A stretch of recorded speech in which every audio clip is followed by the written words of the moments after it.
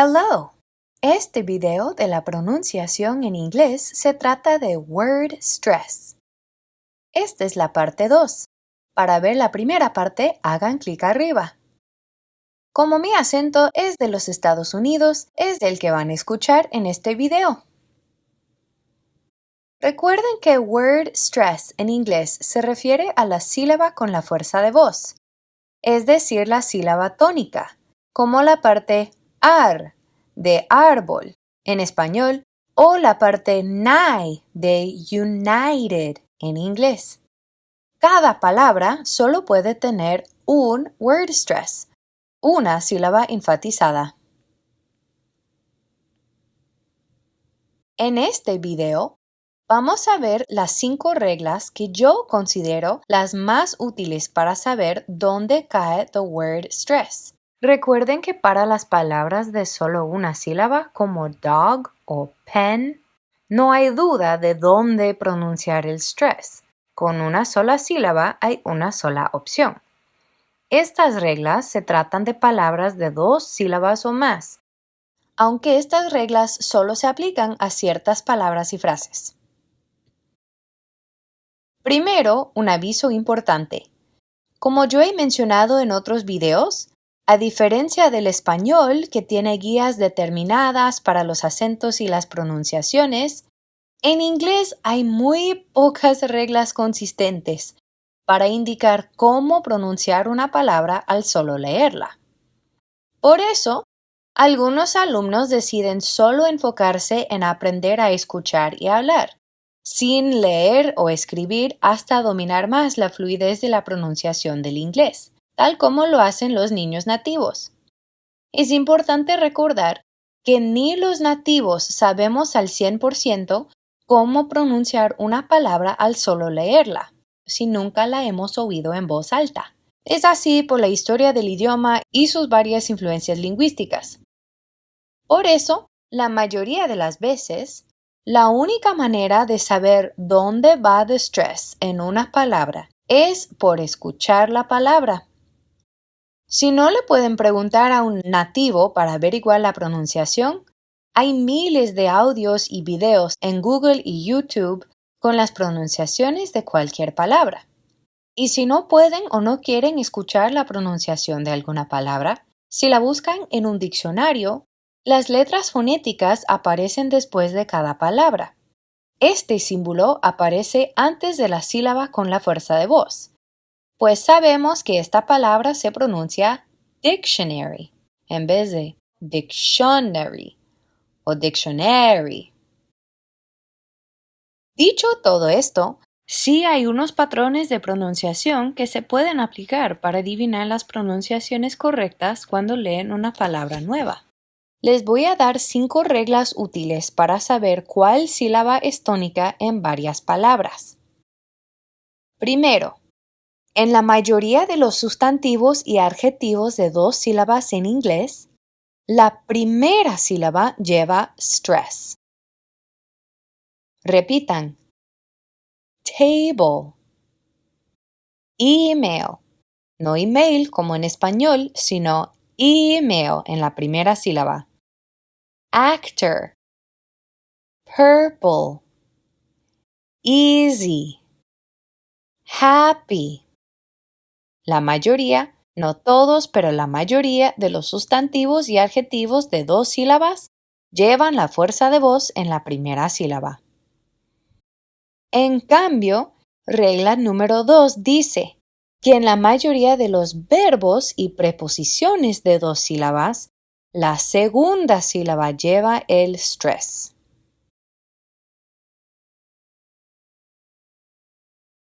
Relax. Protect. Decide. Explain. Between. Around. Regla número 2 dice que en la mayoría de los casos, los verbos y preposiciones de 2 sílabas llevan el stress en la segunda sílaba. Let's practice. ¿Cuál sílaba tiene el stress? Como es un sustantivo, debe tener el stress en la primera sílaba. Cactus. es un adjetivo, pues la primera sílaba es la fuerte. Public. Encima, una preposición, pues la segunda sílaba. Above. Esperar, un verbo. Expect. Mantequilla, un sustantivo. Butter. Y el último, lograr, un verbo. Achieve. Claro que hay varias excepciones a estas dos reglas, incluso algunas palabras comunes como answer o listen, pero estas dos reglas les pueden ayudar en muchos casos. Incluso estas reglas se ven en unas palabras que cambian entre sustantivo y verbo con un cambio de stress. Project es un sustantivo, un proyecto. Project es un verbo, proyectar. Project, project. Present es un regalo. Present es el verbo presentar. Increase es un aumento, pero increase es el verbo aumentar.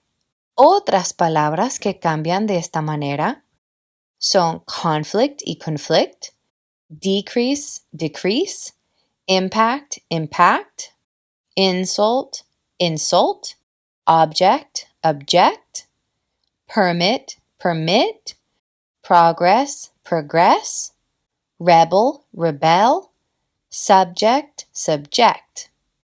Son cambios pequeños, pero cambian por completo la palabra.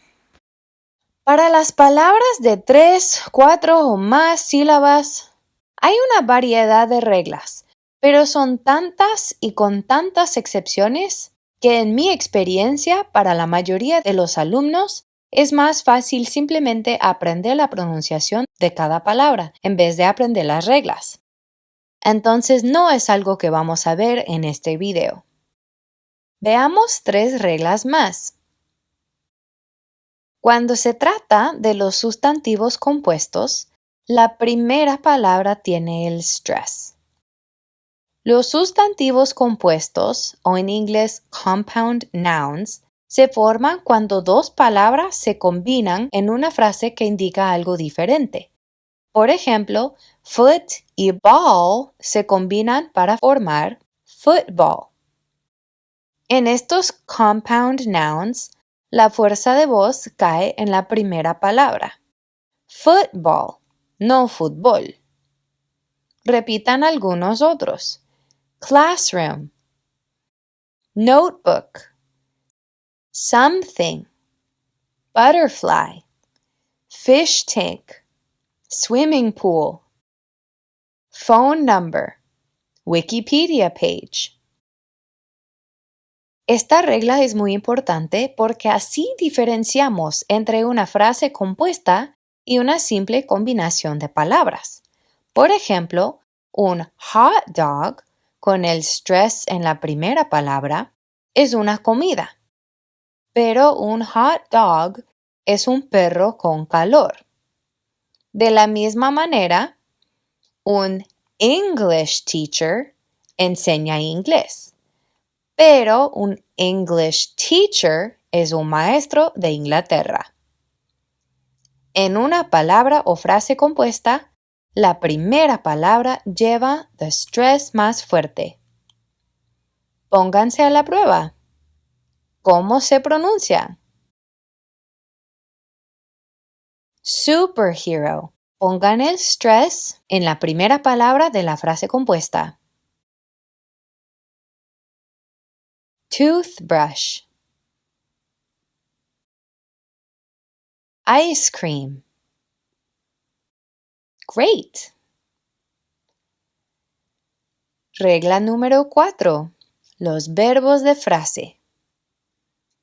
El inglés tiene muchos phrasal verbs, verbos que se forman de 2 o 3 palabras.